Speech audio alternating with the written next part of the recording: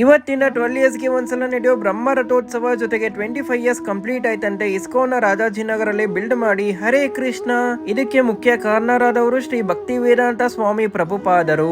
ಇವತ್ತಿನ one of the most valuable ಏರಿಯಾದ ರಾಜಾಜಿನಗರಲ್ಲಿ ಒಂದು ಬೆಟ್ಟದ ಮೇಲೆ 1988 ಅಲ್ಲಿ ಟೆಂಪಲ್ ಬಿಲ್ಡ್ ಮಾಡಕ್ಕೆ ಶುರು ಮಾಡಿ 1997 ಅಲ್ಲಿ ಇನಾಗ್ರೇಷನ್ ಮಾಡಿದ್ರಂತೆ. ಇವತ್ತಿಂದ ಮೇ 3rd ವರೆಗೂ ಬ್ರಹ್ಮ ರಥೋತ್ಸವ ಜೊತೆಗೆ ಸಿಲ್ವರ್ ಜುಬ್ಲಿ ಸೆಲೆಬ್ರೇಷನ್ಸ್ ರಾಜಾಜಿನಗರಲ್ಲಿ ಇರೋ ಇಸ್ಕೋನ್ ಅಲ್ಲಿ ನಡೆಯುತ್ತಿರುತ್ತೆ.